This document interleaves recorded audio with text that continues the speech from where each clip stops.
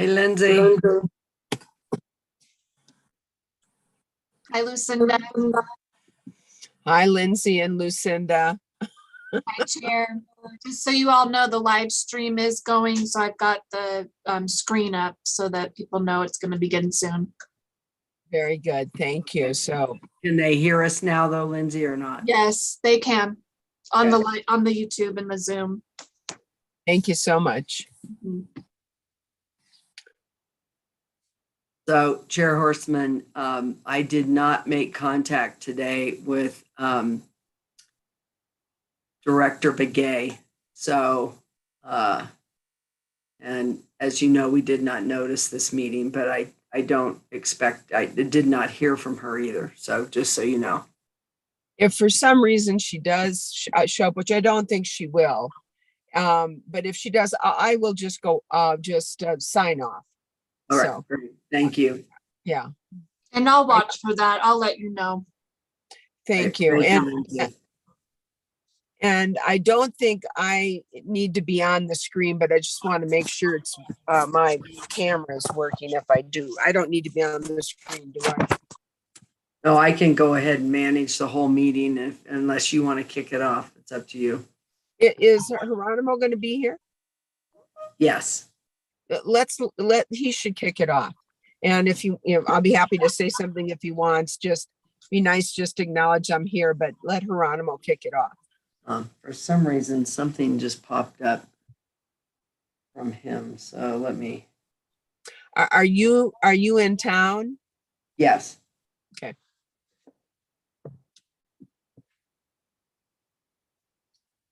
Lindsay, does he have the link for tonight? Do you know? I think you added him, correct? Yeah, but I think he joined on a Teams link, Lucinda, so I'm going to call him because, yeah, hold on.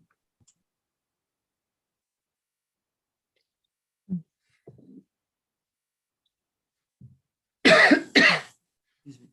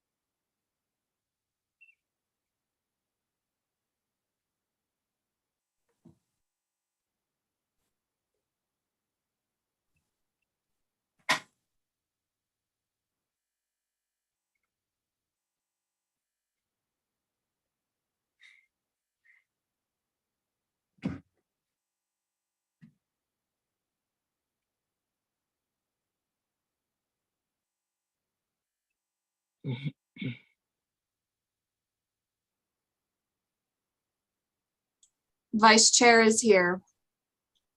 Very good.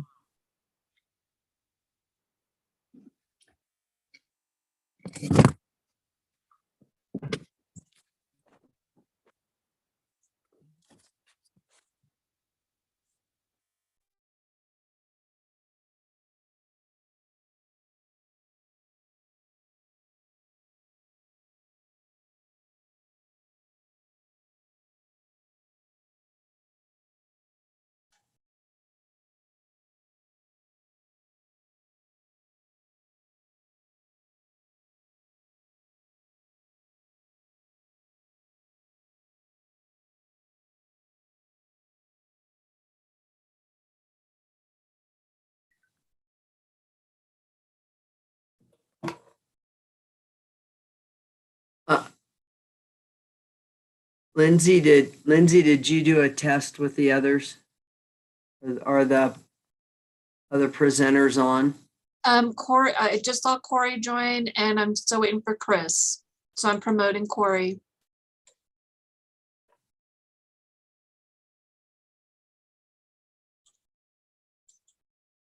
Corey's in. We just need Chris. He's not on yet.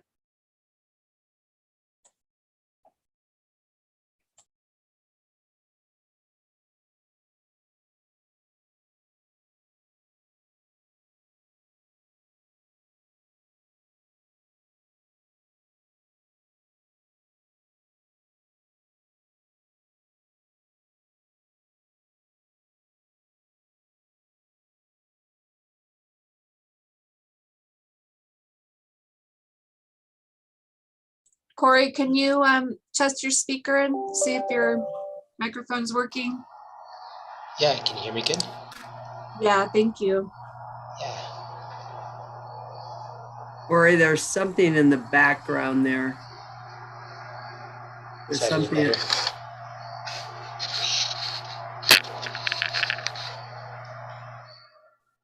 That's better.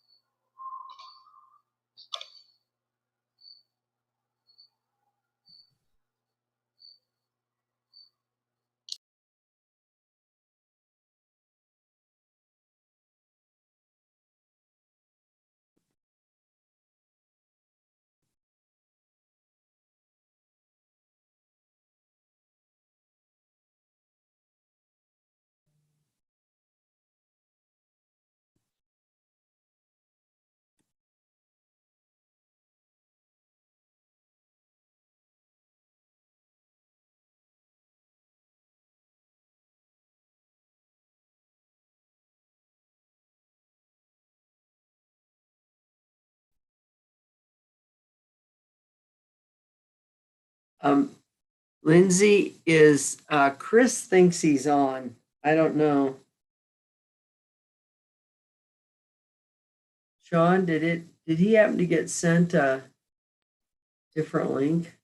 I don't see him. Hold on, let me.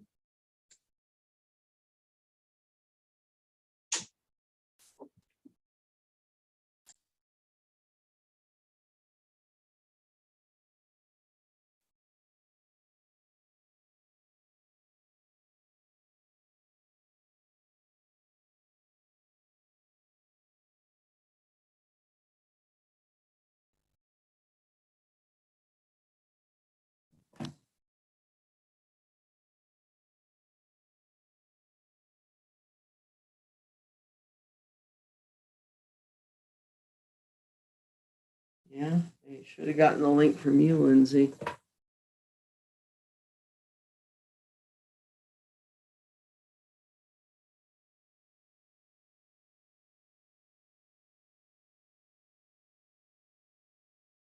Sean, can you please forward that link to him? Yeah. Yes. Who does it need to go to? Chris Duza. I see him in the attendees. Yep, Oh, okay. he's here. I'm just promoting him now. Okay, great. Thanks, Lindsay.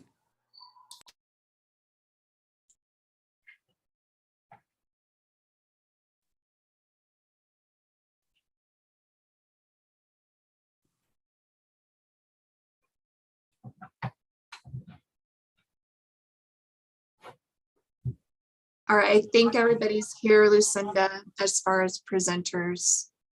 Okay, great. Let's give it a few more minutes, Chair, before we start. So we Sounds good. get a few more people on. It's not 6:30 yet. We can wait another 3-4 minutes. Be great.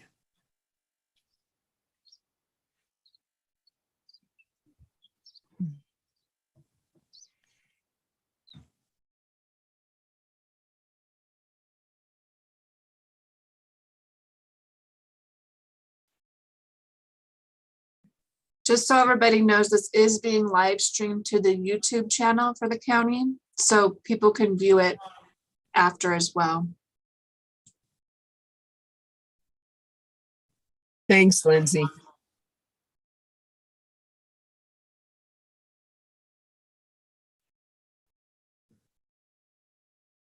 Chris, you want to go ahead and do a test?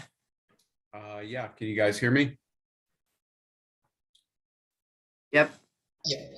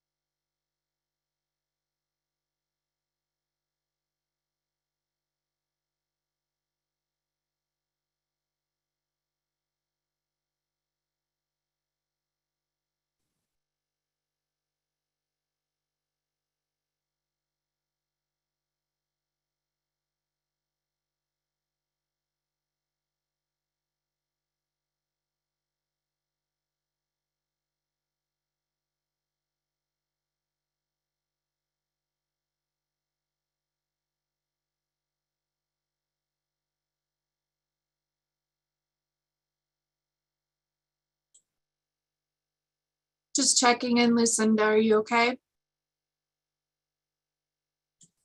Yes, I'm good. And Chair, would you like to kick it off? I think we're ready. Let me see here. There we go. All right.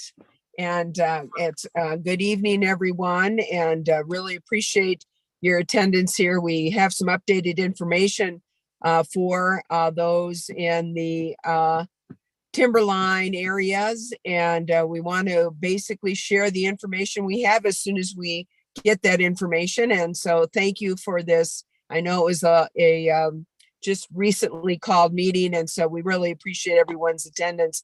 And I want to turn this over to Vice Chair Geronimo Vasquez, who this is primarily in his district, and I know he has been out there on the district working very hard to bring information to the folks out there. And so I'm going to turn this over to Vice Chair Vasquez, and I'm going to turn my camera off because I am traveling and I'm not sure how long the link is going to last. So good to see you, Vice Chair. And I know that you have a lot of information to share. So thank you. Thank you, Chair. First off, I just want to say thank you for everybody who's here tonight, and to know that we're in this together and we'll get through this together. And as we were talking last night with the Flood Control District, and we were informed about some of the updated maps and some of the updated information, we felt it was best that we get that information out as soon as possible. And so we are trying to, that's why we had this meeting tonight, and we're also trying to keep those updates as we can. I did want to ask everybody to please use the call center, and if not the call center, the email for the call center on the webpage to voice any concerns or needs. We're working as hard as we can. Our public works office is really out there trying to support as much as we can. But the emails in particular give us a paper trail and give us information on where we need to go talk to folks. So if you haven't heard from folks from the county, that is your best bet to get your needs addressed. And so with that said, again, I know we're all emotionally exhausted. Every time it looks like it's going to rain, it's kind of, a little anxious, and hopefully, at least with information and understanding how we can best mitigate under these circumstances, we can put some of that anxiousness at ease, and we can prepare the best we can under the current circumstances. So with that, I'd like to pass it over to Lucinda so that she can get the meeting started. Thank you.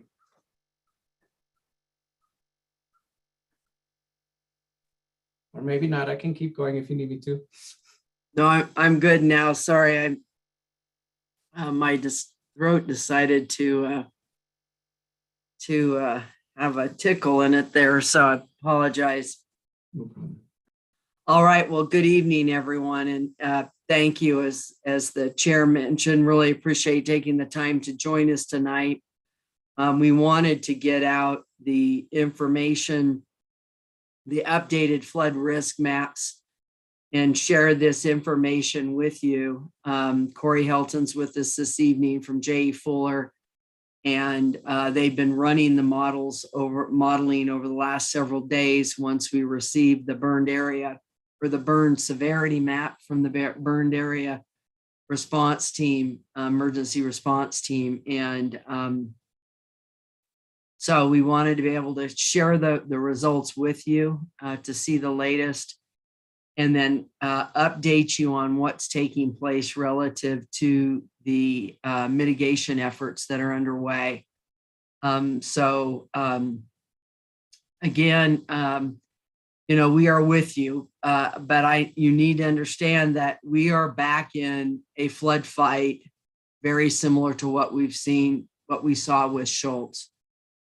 Even though we had, areas that did not burn severely this time, we were still dealing with a compromised watershed, and that compromised watershed now has experienced what they've classed largely as a moderate burn, but then several areas, both within the existing Schultz burn footprint now, and then beyond that footprint. So you're going to see tonight that the flood modeling is showing some significant potential impacts, and that particularly for the government tank watershed, which is the watershed at the southern end of the Timberline area, it crosses 89 there at Heppel and Switchback. It comes right through that area. That in particular, that watershed, the whole upper end of that watershed did not burn during Schultz, and it now has burned very severely. And we're very, very concerned about that. We have very large volume of water coming through there now, potentially. And you'll see that as Corey shows the updated information, and I'll talk about some measures that we're trying to take. Unfortunately, pretty limited in what we can do short term.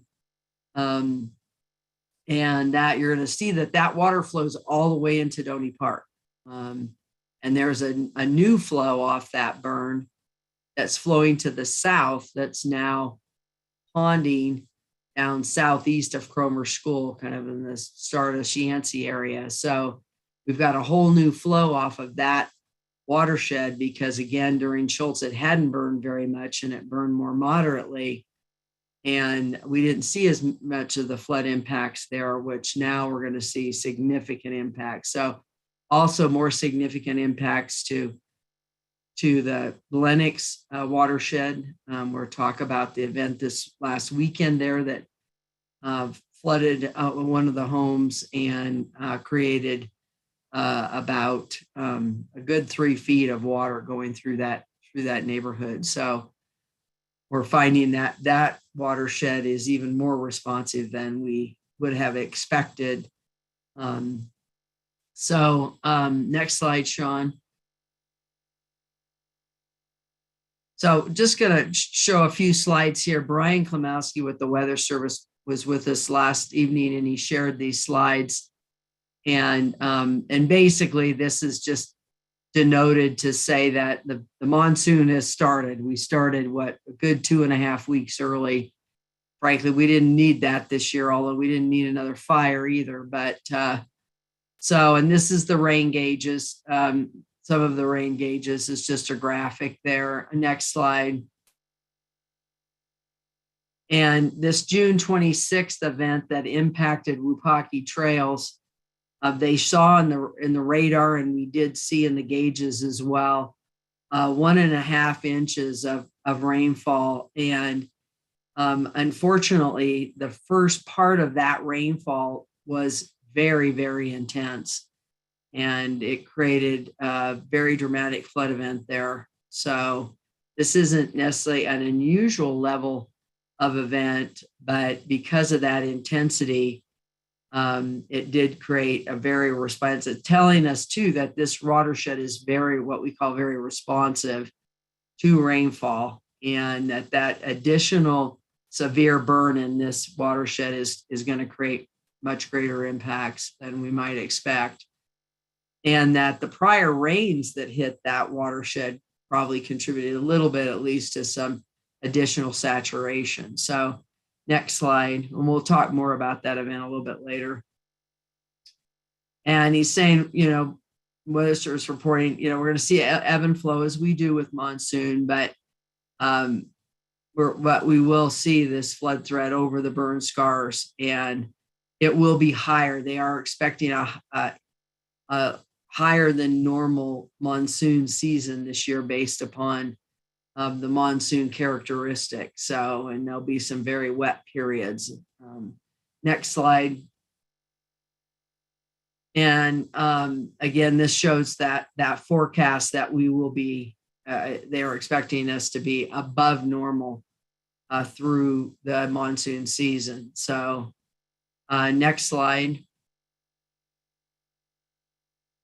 And this is just a reminder to go to the National Weather Service website, and they've got, this is so you can sign up to receive the emergency alerts and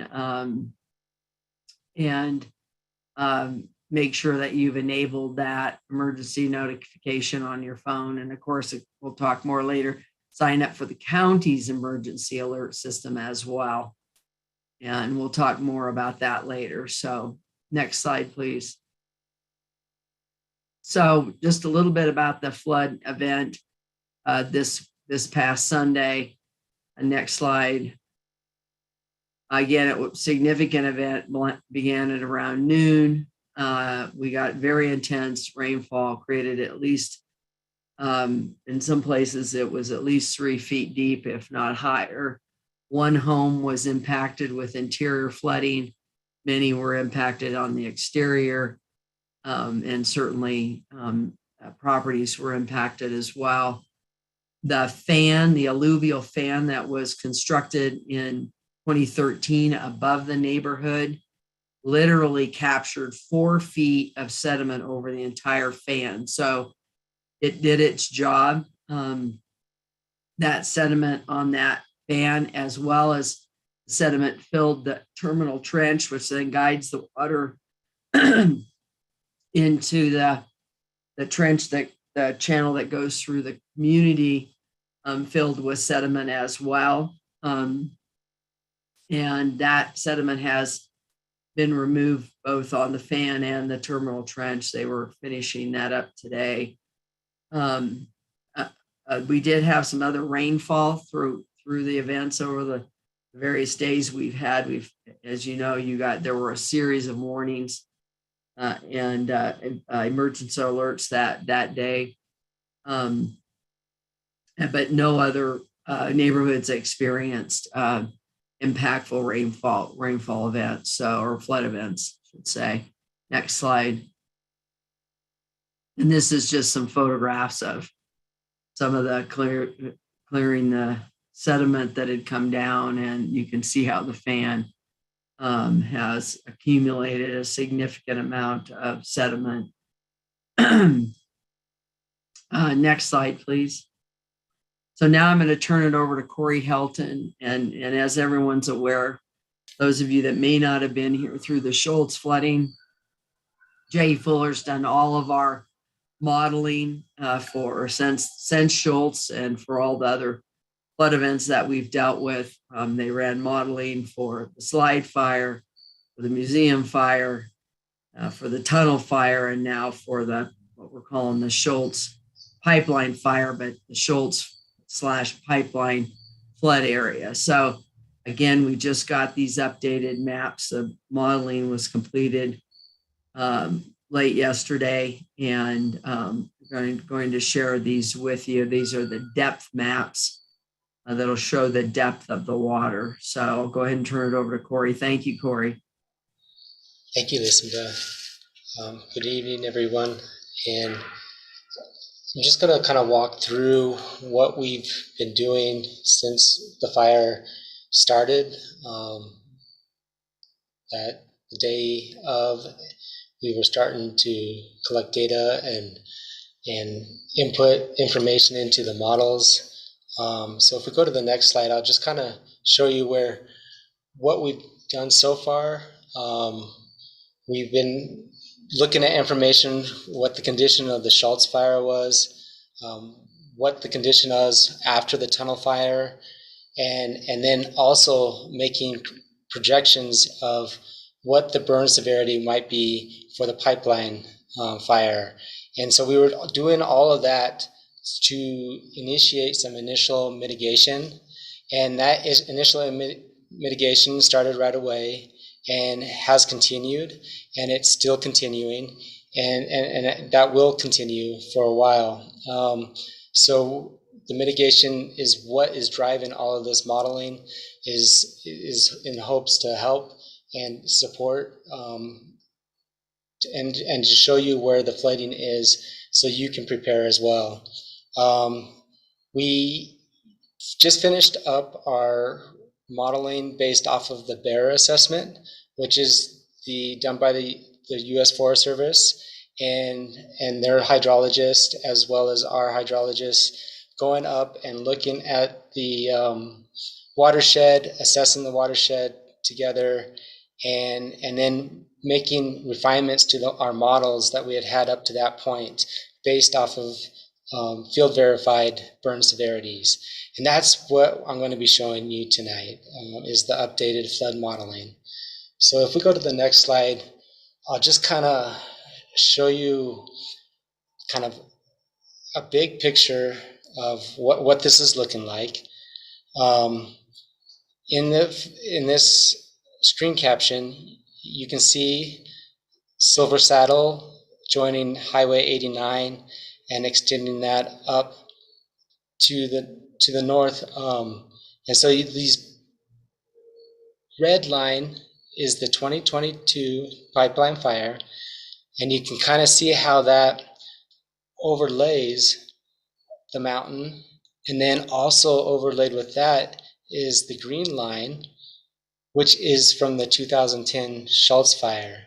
So you can kind of see how in areas it went outside of the Schultz boundary, especially up on that north side coming into government tanks. So that blue line coming down that's labeled government tanks is that additional burned area that Lucinda was talking about. And that's the area that we're particularly concerned about. If it rains up in that high burn severity area, the amount of flow that can come down and overwhelm Highway 89 and then extend on down into Donny Park and towards Silver Saddle there. And you can kind of see the circle denoting where the ponding is taking place before it spills on over into the Rio de Flag. And that's where our model terminates, is at the Rio de Flag. But what I'll be showing you is kind of the flooding through Timberline, Fernwood, Wapaki, and Campbell, and then coming on into Donny Park area. So quite a few fires, and so that's kind of what I want to show you next. Is it just on the next slide, what's driving the results that we're going to be looking at is really the amount of burned watershed that we had. So we have our watersheds that are impacting you. There's a number of them coming in from different directions. We got government tank on the south. And so as I read down these, we'll be moving north. It's the Paintbrush Siesta Paintbrush, Upper Campbell, Gloria, Copeland, Peaceful Way, Thames and Brandis, Lennox and Wapaki, and a couple smaller watersheds on North Brandis and Lennox Park. So on here, just note how much percentage of burned watershed there is on each of them. There's quite a few of them that have 100% of it that has been impacted by either the tunnel fire or the pipeline fire. So when we combine those both in the same season, the watershed doesn't have a chance to recover. And so we have our numbers of high, which most of it is on the government tank. You see that percent of that government tank watershed is at 21%. And then we have a lot of moderate and then some low and unburned areas as well. But that's why we're going to be seeing quite a bit of flow coming off of these, and hopefully I'll be able to show you guys some flow paths so that you guys can kind of get a sense of where your house is and the impacts you might expect with the 2-inch of rainfall in 45 minutes. So that's a significant rainfall. It has been exceeded on occasion, but very seldom. The most notable one was in the 2018 that came on Lennox watershed, which most of you might recall. That one was a 1,000-year storm event. And what we're modeling here would be classified as a 25-year event, which doesn't, so to explain what that means it has a 4% chance of happening at any given location within any given year. So you might have, on the south side, you might have one event, and then on the north side, you might have another event that both get to the 2-inch event. But it's talking about that at 25%, a 4% chance of happening in one location, not all of the whole location. So that's kind of what we're looking at as far as the recurrence interval. So yeah, I'll go ahead and start showing the results here on the next slide. So let's start with Wapaki Trails and Girls Ranch.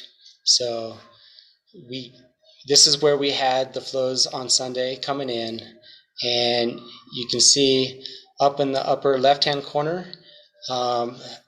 where the flows are coming in, the purple is depths greater than 5 feet, and that's our terminal trench from mitigations that took place for the Schultz fire. And so that 5 feet there is capturing flows, diverting it along the channel, along the Highway 89, and dropping off the 4 feet of sediment that were talking about. So that 4 feet of sediment would have continued on down into this neighborhood had that previous mitigation work not been in place. So I'll just kind of keep on working down here. We have the flows coming in and crossing Highway 89 during Sunday's event. There by where it says Kindred Way, the highway did not overtop at that location, but it did overwhelm the culverts there and spilled to the south, but didn't overtop the highway there, but came down and then continued down towards Girls Ranch Road.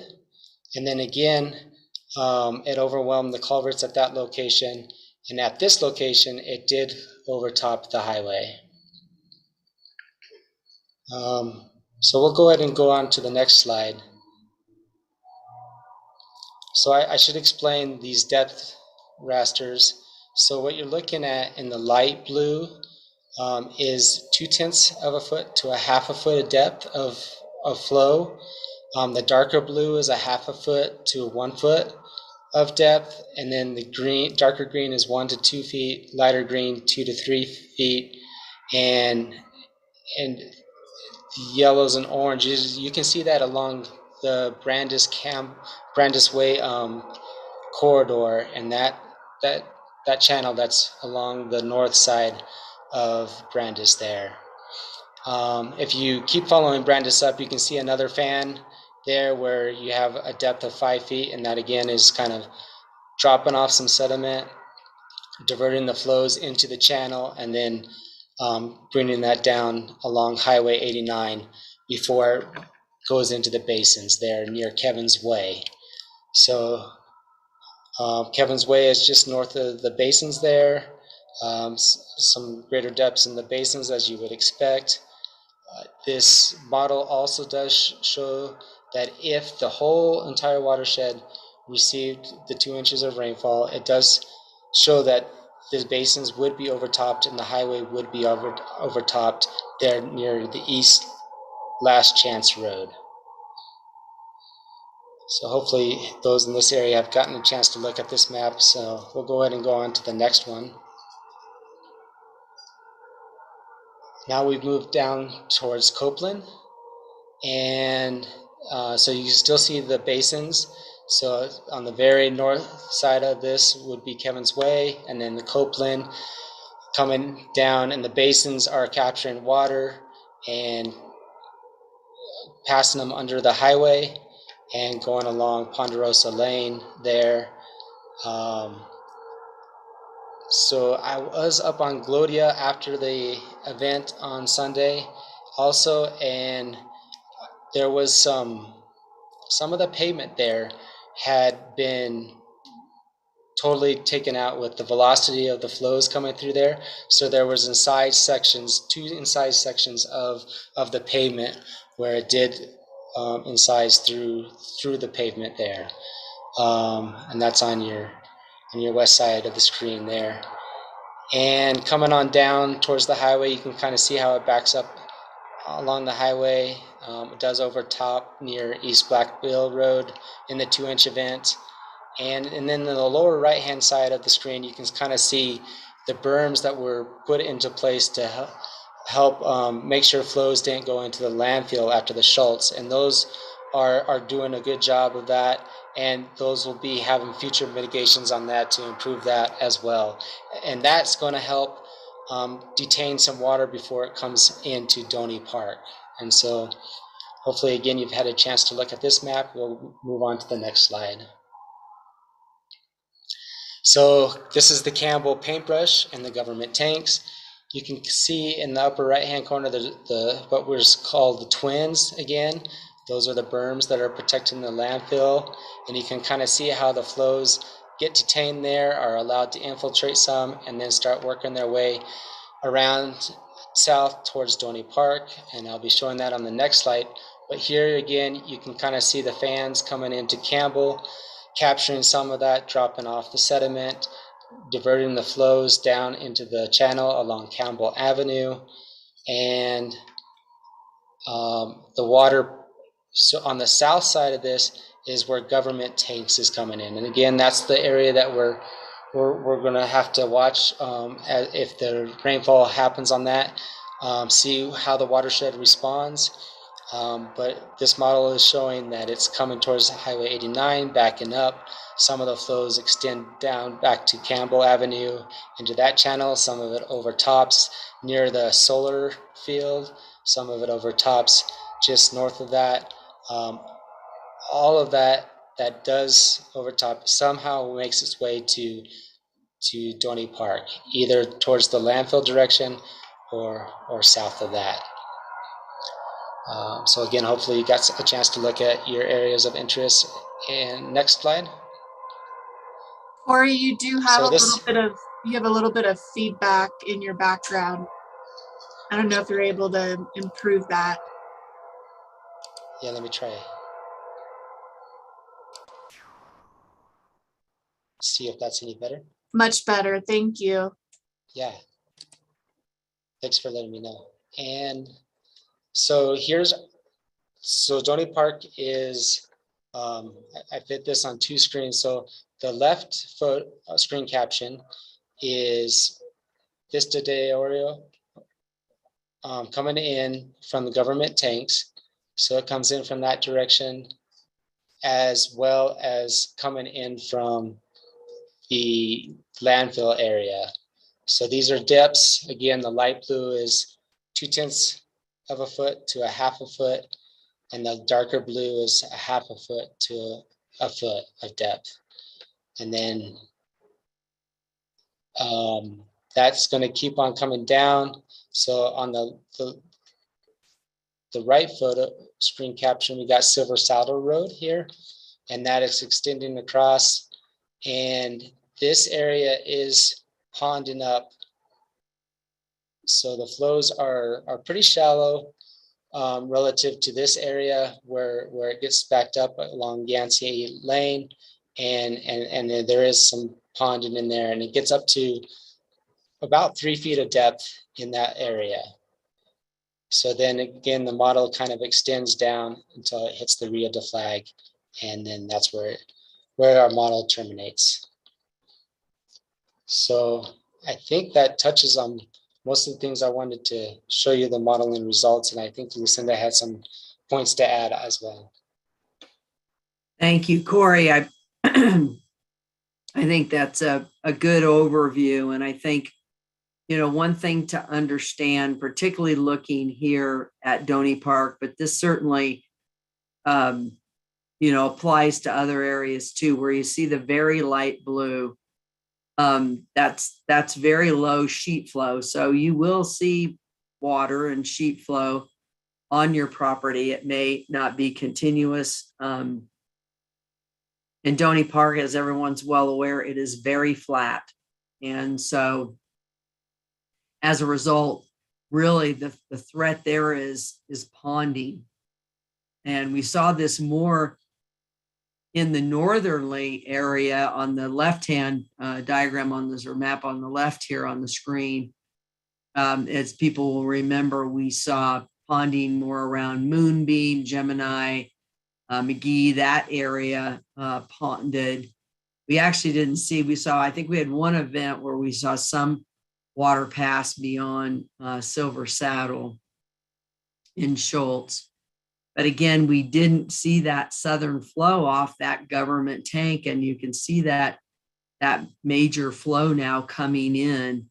And that is what's really creating this significant ponding now south of Silver Saddle, and this again, the Silver or Stardust and Yancey area. And what's required, if you're in that light blue area, really what you have to be concerned about is if your home is at grade, or if it's not very high off the ground, make sure that you can probably use a limited number of bags and just make sure that that flow doesn't come around, doesn't come into those potential openings into your home. And again, we only mitigate homes. We don't mitigate other structures, barns, other things right now. And I'll talk a little bit more in a few minutes about trying to reduce the volume of sandbags we're talking about needing. We're very stretched thin. And so we want to use all sandbags only to mitigate homes. So, but again, you could use a few of those there in that area. When you get into an area like near that area where it says Cowboy Way, and it's that lighter, the darker green and the lighter green, you're literally going to have to create a moat around the house, in effect, to be able to, because it's going to pond there, and it'll sit there and pond. So you want to create that moat. In that process, another thing that we learned is that you need to extend any rainwater that comes off your roof that comes down in downspouts, extend those downspouts beyond the sandbags, because you don't want, if we get a heavy rainfall right in Donny Park, you could build up water around your foundation, just from that as well. So there was a lot we learned in the process with Schultz about these really flat areas in Donny Park. Unfortunately, with that burned a government tank, this is much more increased threat now. I also want a slight correction to what Corey said. There was a large berm built by the city to mitigate impacts to the landfill, but the twins were actually built to mitigate the impact to Donny Park. And there were also upstream of that northerly flow, there still remain berms out there that were just constructed. Small berms, the twin berms are large berms, and we're going to expand those twin berms. In fact, they started construction on that today, and we're expanding those berms to try to, again, reduce down, and particularly that area south of Landfill Road at Cinders. And if we can berm it up, we're looking at potentially doing more berming in that area. Then it will soak into, at least to some degree, soak into the cinders and slow that water down and allow it to sink in. So, and I'll talk a little bit about more, maybe, I don't know, Corey, if you've got another graphic there that I don't think we do have a graphic. Oh, I've got a graphic. I'm sorry. I've got a graphic that I can show you some other mitigation we're doing to try to reduce the level of water going into Donny Park. So, so I just wanted to add that. And Corey, I'm sorry if I missed, but one of the things we talked about, we're meeting frequently with the engineering team. We've got, I don't know, 6 to 8 engineering firms involved in all this. And we talked about the bulking effect. We certainly saw a sediment bulking effect in the flooding that we saw in Wupaki Trails. And certainly we saw some debris as well. It wasn't a huge amount of debris, but we did see debris as well. And particularly in this government tank, probably won't make it this far, but certainly up to Highway 89 and potentially beyond, we could see a lot of debris, and we're going to see a lot of bulking, because again, that very steep slopes up above, a lot of dead and down burned, and there's a lot of material that could come off there. So, all righty. Thank you, Corey. And these maps are being loaded onto the Schultz/pipeline website.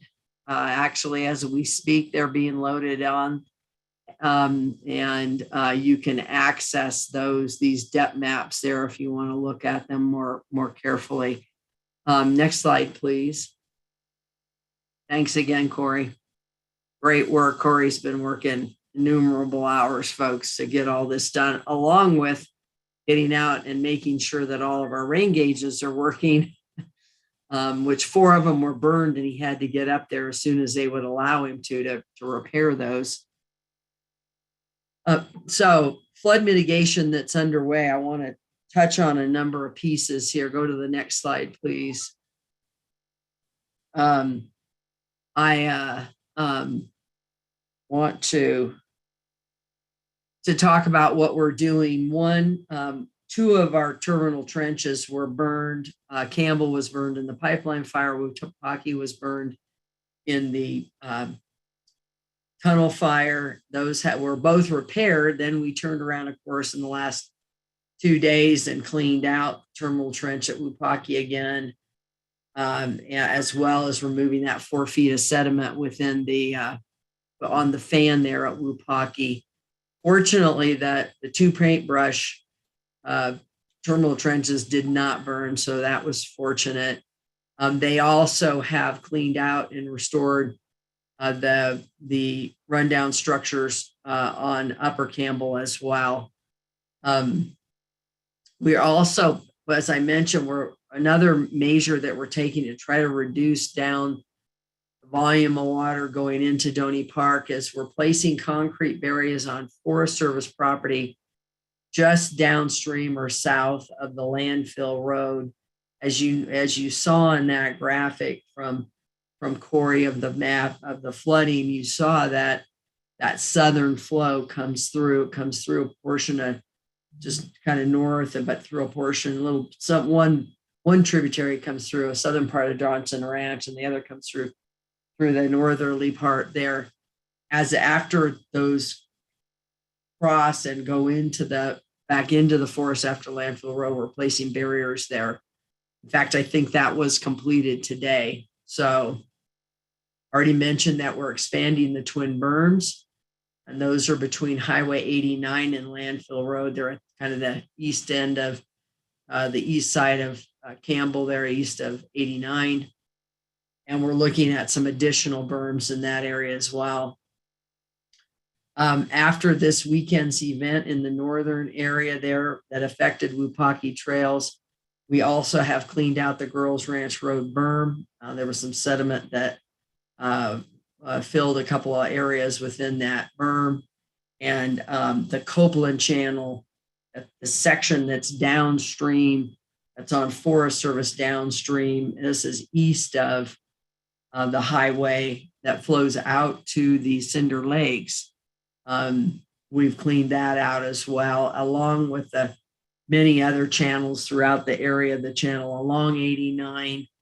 We cleaned that out prior to the season. We got that done last week, and the Campbell ditches and other ditches that were constructed on Brandis and so forth were all updated, maintained and ready to transfer water and try to move that water more safely out of the neighborhood. So next slide, please.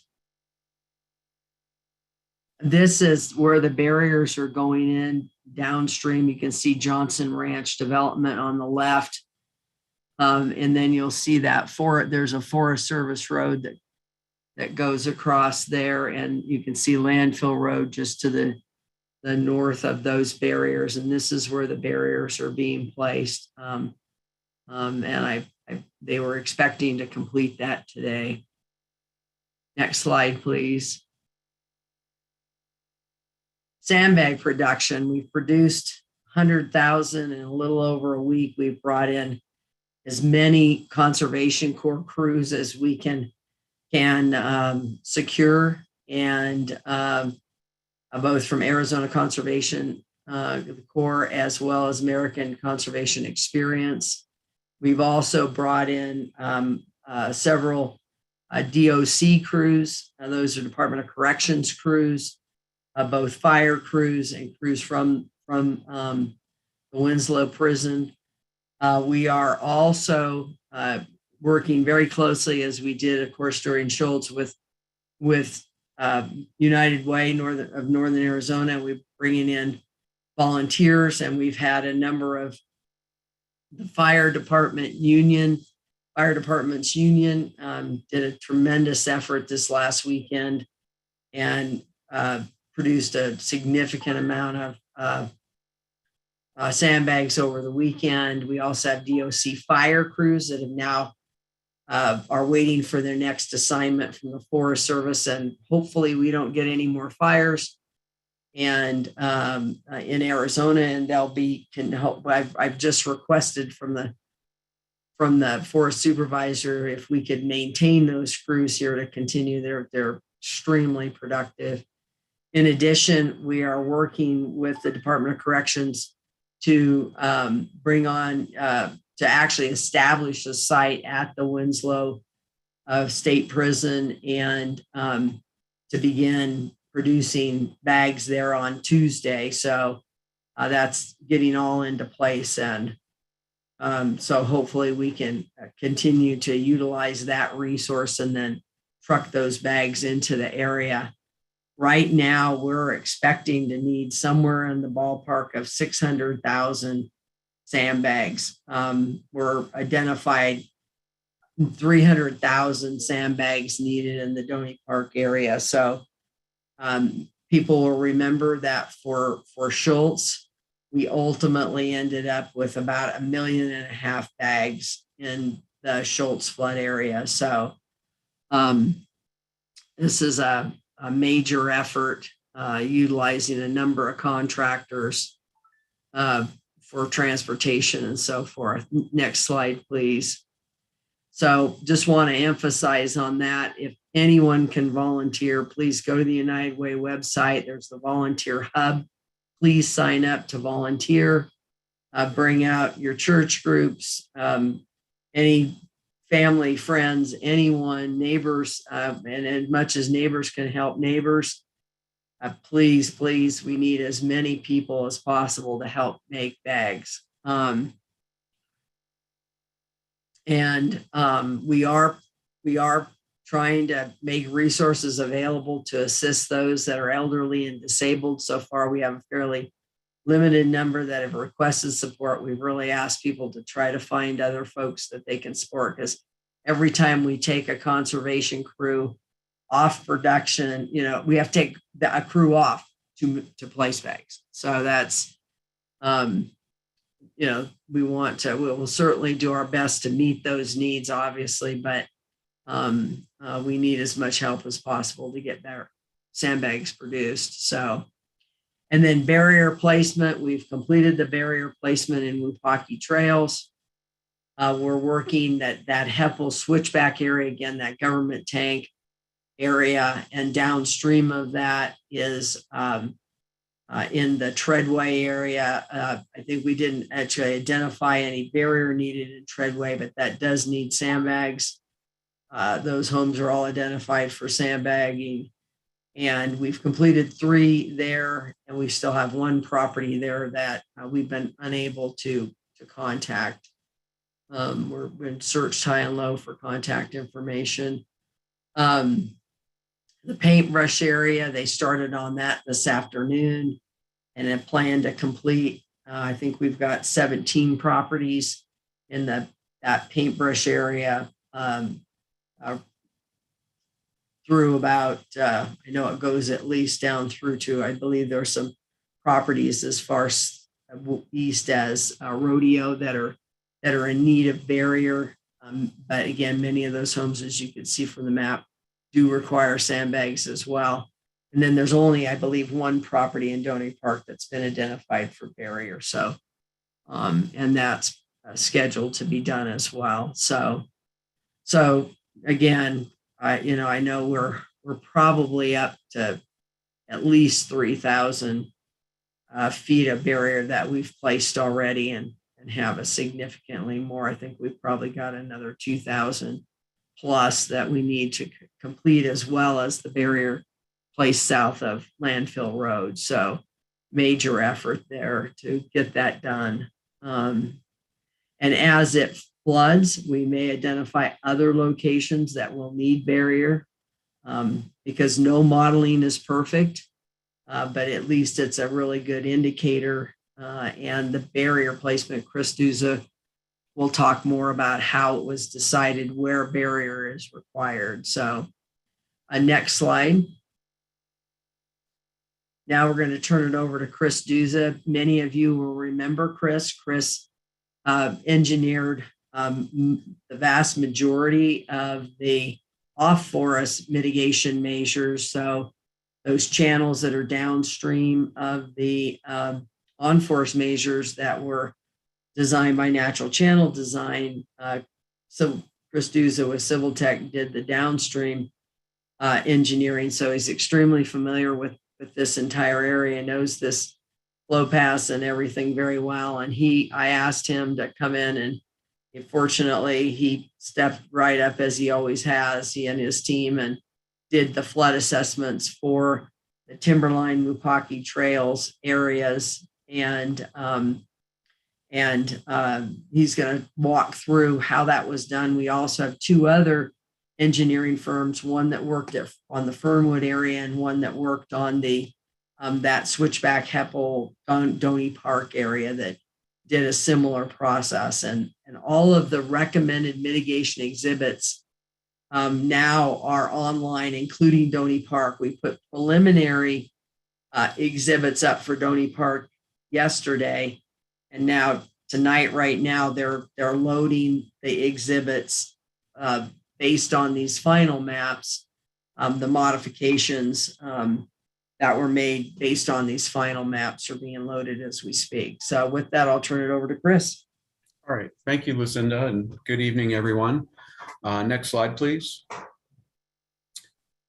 So a little bit about the flood assessments. If you'll recall, obviously the tunnel fire happened prior to the pipeline fire. And after the tunnel fire, the impacts of the tunnel fire showed some increases in projected peak flow rates, but they were relatively minor increases in comparison to what we're seeing with the pipeline fire. So after the tunnel fire, we were able to go into the watersheds in the residential areas that were primarily impacted by the tunnel fire and do some assessments out in the field to actually go out and take the modeling that was completed by Corey after the tunnel fire, look at the flow paths, look at the velocities, and go out and meet with individual property owners out in the field and developed individual plans for those properties for mitigation. And that primarily involved a lot of sandbag mitigation. I believe there were about 36 or 40 homes that we completed that work for. And again, that was prior to the pipeline fire. When the pipeline fire came along, with the extent of the fire extending further to the north and to the south, and now impacting more of the Brandis and Wapaki and Paintbrush and Government Tanks watersheds, as Lucinda and Corey discussed, we're looking at a much larger area, maybe 1,000, 1,500 homes in that area that are now impacted. So we didn't have time, given the timing of the fire and the timing of the early monsoon season, to do the type of assessment that we did on the tunnel fire. So we did what we're calling paper assessments. And those paper assessments were based on aerial imagery, recent aerial imagery, and some topography. And then, of course, the modeling that was developed by Corey. What you saw tonight in the modeling that was done by Corey is the latest iteration, but there's probably been, I'm guessing, 5 or 6 iterations of that modeling as the fire was burning, before there was really a lot of data coming out on the fire. So we wanted to get these paper assessments done as quickly as possible to begin this initial mitigation. So as Lucinda mentioned, there's 3 firms working in the area, all the way from Wapaki Trails to Girls Ranch to Timberline, Fernwood, Hutchison Acres, Heppel Switchback area, all the way down to Doney Park. So there's 3 firms out working in the area developing these mitigation plans. And so the mitigation consists, the initial mitigation consists of sandbags and barriers. And a few slides later, we'll show you a little bit about an exhibit of what those mitigation plans look like. And so the individual mitigation plans that were done for the tunnel fire, a lot of those have been emailed out to the property owners. But again, all that is posted on the county's website. In addition to these paper assessments, which cover larger areas, not just individual lots. So again, please go to the county's website that's shown on this slide. There's an index map that's posted on there, and you can look at the index map, and that will show you the name of the file that would be the area that you live in, and then you can look at or either download those PDF files for your records. So next slide, please. So a little bit about concrete barriers and sandbags. One of the other components to the modeling that's completed is velocity. So what we were looking at with Corey were maps that showed us depths ranging from 0.2 of a foot to maybe 3 or 4 feet deep. As far as determining risk to individual homes, what we look at is depth times velocity. So for example, in the Doney Park area down by Yancey, you see there's a ponding area there where you may have a 2-foot depth, but very, very low velocities. It's essentially a ponding area. So in that circumstance, with the velocity being so low, depth times velocity wouldn't really lead us to put concrete barriers in those areas. Conversely, you may have a depth of 1 or 2 feet in other areas and velocities of 7 or 10 feet, which creates, a much larger risk. So what we're looking at is depth times velocity. And what we're trying to do is identify the homes that are at greatest risk right now. So that's the purpose of these initial mitigation maps. We're trying to identify those higher risk properties and get mitigation measures into place just as quickly as we possibly can. In order for the contractor to come out and place those barriers on your site, as many of you are aware of, if you've been here for Schultz, we need something called a cooperator agreement. And the cooperator agreement is a simple agreement that simply gives the contractor permission to come onto your property and set the barriers in place. So obviously we want to avoid your septic tank and your leach fields. And as Lucinda mentioned, we have all of the barrier placed out in Wapaki Trails, I believe as of tonight. And we're working our way down to the other areas that are at higher risk based on Corey's modeling, being the paintbrush area, especially the west end of Paintbrush, where the water comes in from the forest, and again in the government tanks and Doney Park areas. So again, next slide, please. So here's a snip of an exhibit of what that may look like, and this is out in Wapaki Trails. So the red indicates the barrier, the concrete barrier. The blue indicates sandbags. And on each one of those exhibits, on each lot, we'll list the preliminary linear footage of barrier. And for the sandbags, again, there's a detail there with a typical stack, the recommended stack for sandbags, whether it's 3-2-1 or 4-3-2-1. The 3-2-1 being about 1.5 feet tall, and the 4-3-2-1 being about 2 feet tall. So we're showing those details in the 3 stack or the 4 stack on there, based on the flood depths that we're seeing on the modeling that Corey's doing.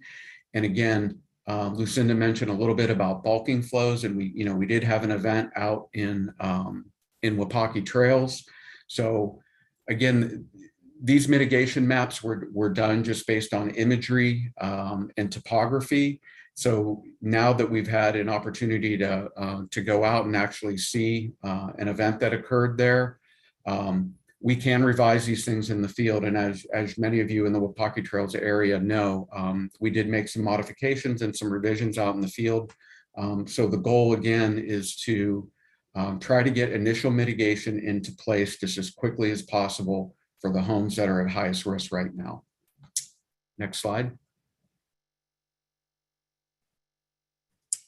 Lucinda?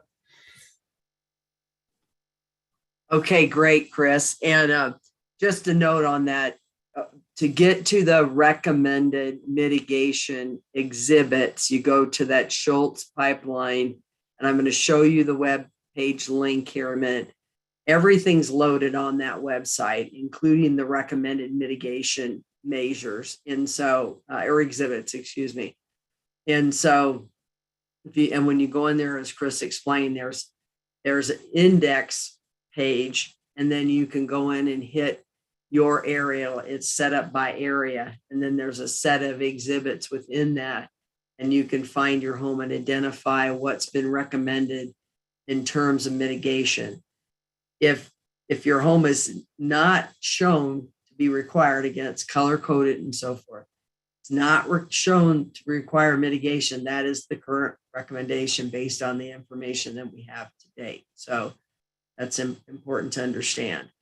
Again, as he noted, if you're recommended for barrier, we are reaching out to you.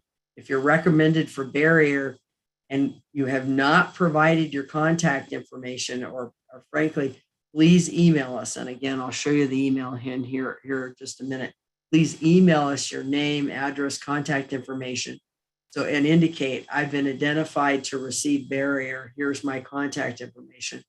One of the engineers will contact you, or another person working for the team, the flood team right now, will contact you about getting that CA signed, the cooperative agreement signed, so we can get that scheduled to have your barrier installed. But frankly, we don't have very many people's contact information, and we desperately need your emails. We're emailing out now sometimes 3 or 4 times a day with updated information when new information is available, when we're having meetings, et cetera. So please share your email. We do not sell those emails. We don't share them with anyone. But it's really critical for timely communication, that, and frequently check the website for new updated information. So next slide, Sean. So the thresholds, just want to revisit these. We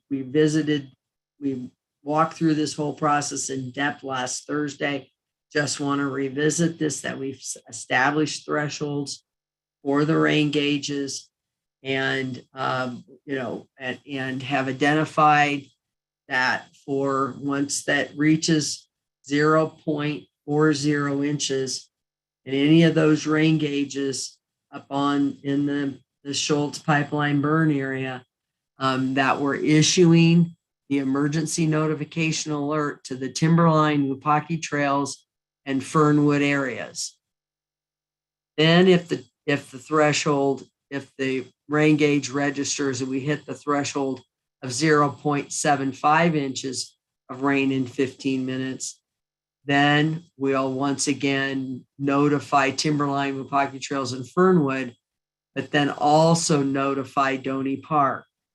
And right now, this is a fairly conservative, I would say, is a pretty conservative approach to these thresholds, because again, we don't know exactly how these watersheds are going to respond to rainfall. And so we're trying to be very conservative and be able to notify you. And again, this is a shelter in place. Go to the next slide here, Sean. This shelter in place, and we'll show a link on the next slide, and I'll show a link that for the county's emergency system. The brand of that system is RAVE, and you can go onto the county website and sign up to receive those emergency notifications. And you sign up using your address, and you can put in as whatever number of devices you want to put in that'll be notified. You get email, text, phone call, And that will, for those of you that live in those flood areas, you will receive that notification. Doesn't matter if you're in Phoenix or if you're in work in Flagstaff or you're somewhere else, you will receive that notification. If that alert.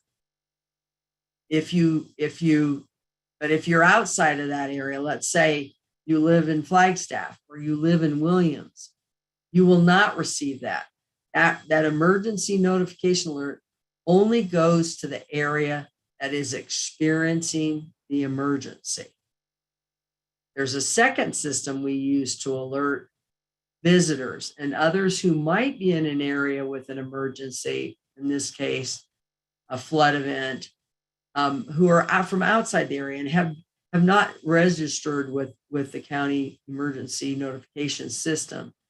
And it's called iPause. And it comes off of cell towers and it generates a broader area or generates an area based on that cell tower coverage that puts that notification out as well. So they go out through two mechanisms. But again, it's really critical that you sign up for the county emergency notification, as well as signing up for the National Weather Service flood warnings as well. So, and again, when you get that emergency alert, shelter in place. During the season, you must know where your children are at all times. If you're out hiking or something in that area, make sure that you seek high ground, stay out of the drainages. But again, shelter in place. Go into your home. If you're out in your garden or something, go inside, shelter in place. Next slide, please. And here are all the various links. The flood preparedness guide, I think we're down to the final, and that's going to be posted on the website very shortly. And then we're going to mail out printed copies. But to get that guide, fastest way will be to go to the website. We go post that up as soon as it's completed. There's the sign up, the link to sign up for the emergency notifications. The best way to communicate with us, much more effective to communicate with us through the email that's noted there. And if, again, we do not have your contact information, please use that email, pipeline fire flood area at coconino.az.gov. That email, if you have questions after this presentation, or if you have other questions that come up in the future, or if we need to receive your contact information, please utilize that to communicate with us. And then there is the link to the website as well that contains all of this information. And we've shown some other links here.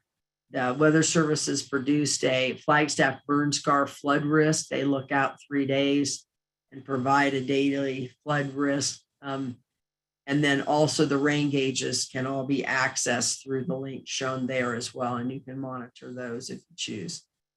Lastly, and probably most importantly, make sure that you have purchased flood insurance. The only way to recover anything financially is through the National Flood Insurance Program.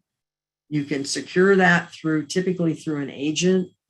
If your agent won't or doesn't provide it, you can go directly to that website there, FloodSmart. That program, flood insurance, is not provided as a component of your homeowner's insurance. And it's important that you secure flood insurance. People think, oh, FEMA's going to come in and they'll pay for our home and they'll do this, and that is not true. They do not.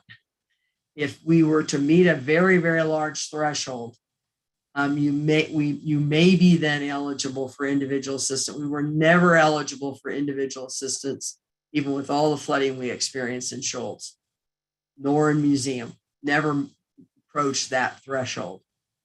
And even if you did get to that threshold, you'd only get $32,500, whereas the insurance program at least goes up to $250,000.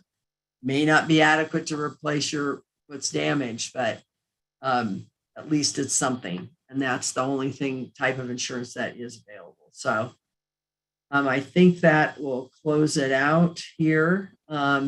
Just want to, though, before we end, to just thank all of our partners, just tremendous support that we're getting from just many consultants, contractors, our nonprofits, and partner agencies. Forest Service has been very responsive. We're working with USDA, Natural Resource Conservation Service, not only on emergency mitigation, but we've already started the conversation on long-term mitigation, much as we did in the years after Schultz. So I want to encourage those that, particularly those that are in corridors that did not pursue mitigation, long-term mitigation after Schultz, that's Copeland, Peaceful, that you begin to talk with each other. And because we will be pursuing that, that is our goal. Can't guarantee we will get the resources, but we will certainly make every effort to pursue that. We will also be looking at government tank watershed as well, and looking at, are there other mitigation measures in the other corridors that could be expanded to deal with the additional volume of water that we're now seeing. So with that, I think that concludes the presentation this evening. Again, if you have questions, please email us. And again, check that website frequently, please. And if you go in and view those recommended mitigation exhibits and determine what is needed at your home. So thank you for hanging in there with us. We're here for you. And I know we will continue the updates as things proceed. So hang in there and take care of yourselves. We care about you. Thank you.